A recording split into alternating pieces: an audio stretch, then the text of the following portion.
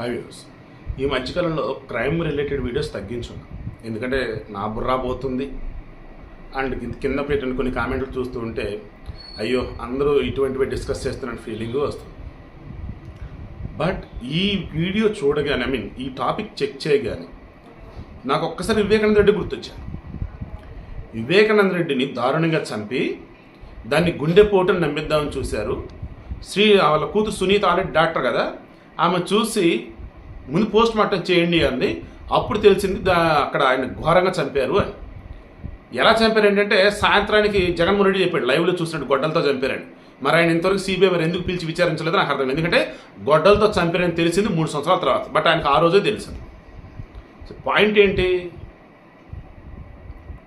ఫిబ్రవరి 1వ తారీఖు, that means ఈ 2024 ఫిబ్రవరి 1వ తారీఖు మన అమీర్పేట దగ్గర ఎల్లారెడ్డి గూడ ఉంటుంది, అక్కడ జయప్రకాష్ నగర్. విజయ్ 40 సంవత్సరాలు, శ్రీలక్ష్మి 33 సంవత్సరాలు. ఈ శ్రీలక్ష్మి కన్నా 3 సంవత్సరాలు చిన్నోడు రాజేష్. ఈ రాజేష్తో ఈమెకి పెళ్ళికి ముందే ఎఫ్ఐఆర్ ఉంది, పెళ్ళైంది. వీళ్ళకి 8 సంవత్సరాల వయసు ఉన్న వాళ్ళు, 9 సంవత్సరాల వయసు ఉన్న 2 బిడ్డలు ఉన్నారు. ఆల్రెడీ ఈ విజయ్ పేరున 2 చోట్ల ఇల్లు ఉన్నాయి. ఆల్రెడీ పెళ్ళైన తర్వాత కూడా రాజేష్తో సెక్సువల్ రిలేషన్ కంటిన్యూ చేస్తూ పోతా ఉంది. సీరియస్గా నాకు అర్థం కాని ఏంటంటే, భర్త అందంగా ఉంటాడు, పనికి మళ్ళీ దరిద్రంగా ఉంటాడు చూస్తానికి, అటువంటి వాడితో ఇల్లీగల్ ఎఫ్ఐఆర్ పెట్టుకుంటారు కొంతమంది ఆడవాళ్ళు. భార్య దేవతలా ఉండిద్ది, అసలు అప్సరసలా ఉండిద్ది. అది ఏంది రెక్టుంది ఆడదనుకుంటాం, వాళ్ళతో వీడు ఇల్లీగల్ రిలేషన్ పెట్టుకుంటారు ఈ భార్యని కదని. ఇదేందో నాకు ఇప్పటికీ అర్థం కాదు. నా కళ్ళతో చూడు ఆ అందం కనపడిద్ది, నా మనసు పెట్టి చూడు ఆమె మనసు నీకు తెలిసిద్ది. ఈ సొల్లు కబుర్లు విని విని అది విసిగిపోయినా కానీ పాయింట్కి వస్తున్నా. ఇక ఈ రాజేష్తో సెక్సువల్ లైఫ్ కంటిన్యూ చేద్దాం అనుకుంది. ఏదో ఒక రోజు విజయ్ తెలిస్తే ఇబ్బంది అనుకుంది, సో భర్తను చంపాలని అనుకుంది. దాన్ని ఈ రాజేష్ అండ్ శ్రీలక్ష్మి ఇద్దరు కూడా ఈ సనత్ నచ్చినటువంటి పటోళ్ళ రాజేశ్వర్ రెడ్డి, అతని దగ్గర అతను రౌడీ షీటర్. ఈ రాజేశ్వర్ రెడ్డి మొహమ్మద్ అని చెప్పేసి ఒక అతను కలిసి, అరే నీకు ఇంత డబ్బులు నాకు ఇంత డబ్బులు, ప్లాన్ ఇది అని అనుకున్నారు. విజయ్ని చంపారు. ఫిబ్రవరి 1వ తారీఖున పిల్లల్ని స్కూల్ దగ్గర డ్రాప్ చేయడానికి విజయ్ వెళ్ళాడు. విజయ్ రావటానికి ముందే ఇంట్లో బెడ్రూమ్లో రాజేష్, మొహమ్మద్, రాజేశ్వర్ రెడ్డి వీళ్ళని ముగ్గురిని కూడా బాత్రూంలో ఉంచింది. విజయ్ ఇంట్లోకి రాగానే, పిల్లల్ని డ్రాప్ చేసి ఇంట్లోకి రాగానే డోర్ లాక్ పెట్టేసి, ఇక అంతే బాత్రూమ్ డోర్ ఓపెన్ చేయగానే వాళ్ళు బయటకు వచ్చారు. వాళ్ళ దగ్గర డంబెల్స్తో రాడ్లతో తల మీద కొట్టి, అసలు ఎంత ఘోరంగా అంటే, దయచేసి నన్ను చంపొద్దు, మీరు మహా అయితే నన్ను కొట్టాలంటే కొట్టండి, నన్ను చంపకుండా వదిలేయండి, మీకు ఏమైనా కావాలంటే చెప్పండి నేను ఇస్తాను.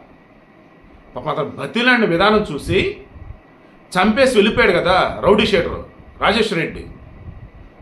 అతను వెళ్ళి వికారాబాద్లో తలదాచుకున్నాడు. సరే ఆ రోజు ఏం జరిగింది చెప్పాలి కదా. సో అతను చంపేశారు. దెన్ బాడీని బాత్రూంలో పెట్టారు, సేమ్ వివేకానంద రెడ్డి టైప్ బాత్రూంలో పెట్టేశారు. దెన్ ఇంకేం చేసింది, ఘోరంగా గాయాలు ఉన్నాయి కదా, వాటిని క్లీన్ చేసి డ్రెస్సింగ్ టైప్ చేసేసి బట్టలు మార్చేసేసి, నా భర్త బాత్రూమ్కి వెళ్ళాడు, గుండెపోటు వచ్చేసి గోడ గుద్దుకొని చనిపోయాడు చెప్పేసి. ఆమె ఏడుపులు, పెడబొప్పులు, పిల్లలు లెక్క ఇవన్నీ చూసి బంధువులు వాళ్ళు నమ్మేస్తారు. అని మనం ఊరికి రాలి. వివేకానంద రెడ్డి కేసు అని వాళ్ళకి గుర్తొస్తే గుర్తొచ్చేది వాళ్ళకి గుర్తు రాలి. వివేకానంద రెడ్డి కేసు గుర్తు రాలా అండ్ అనుమానం రాలా.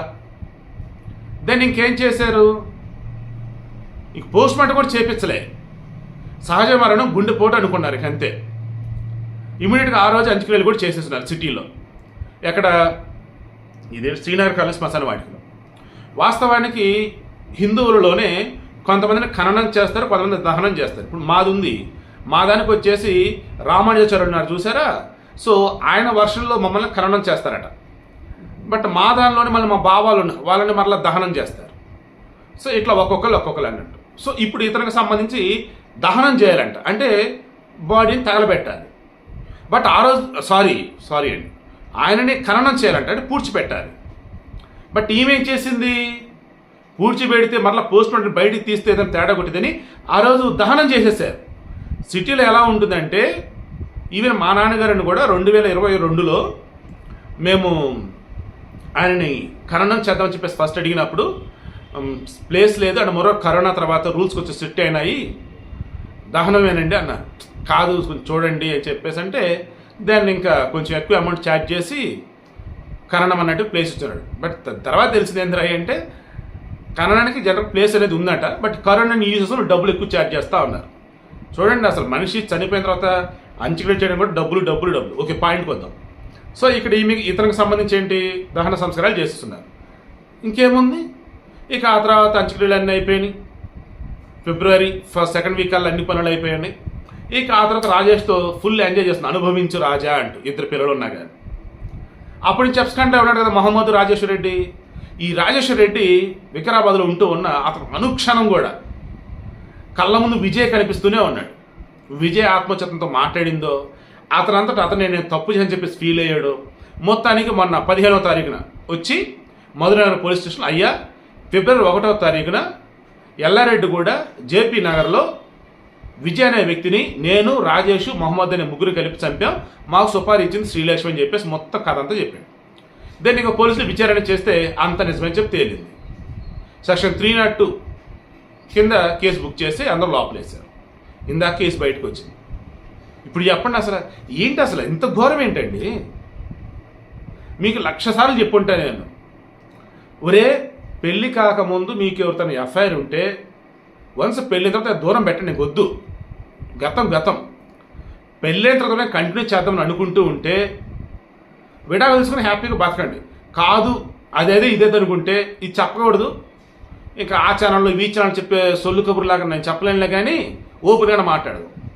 సీక్రెసీ మెయింటైన్ చేయండి. ఇప్పుడు కొంతమంది మగాళ్ళు ఉంటారు, తన భార్యను బంగారంలా చూసుకుంటారు, బట్ వీడికి అనుకోకుండా వేరే ఒక రిలేషన్ ఉండింది, వాళ్ళని ఎంత బాగా చూసుకుంటా ఉంటాడు. బట్ ఇద్దరిలో ఒకళ్ళకి తెలుసు అనమాట, వీడికి 2 ఉన్నారని. ఇంకొకరు మాత్రం ఒకళ్ళనే తెలుసు. సో ఒకళ్ళనే తెలిసిన వాళ్ళకి ఒకళ్ళు అన్నట్టుగా ఇది చేస్తూ లైఫ్ లీడ్ చేసిన వాళ్ళు ఉన్నారు, మన సినిమాలో చూసినట్టు. ఇది రెండో చోట వచ్చి సామాన్య బాగా చూసుకుంటున్న వాళ్ళు ఉన్నారు. బట్ మోసం చేయటం, చంపటాలు ఇటువంటివి ఎవడు చేయలే. అలా అని చెప్పేసి ఆడలు ఎలా చేయండి అసలు ఇప్పుడు చెప్పను, మొగలు ఎలా చేయండి నేను చెప్పను. నేనేమంటానంటే, అరే పెళ్ళి అయిన తర్వాత కూడా మీరు వేరే వాళ్ళతో రిలేషన్ అంటే విడాకులు తీసుకొని ఉండండి. కాదుకూడదంటే సీక్రెసీగా మెయింటైన్ చేసుకోండి. అండ్ అన్నిటికి మించి కట్టుకున్న భార్యనో భర్తనో మోసం చేయకండి. అసలు అత్యంత ఘోరమైనది, దారుణమైనది ఈ రకం చంపడం చేయకండి.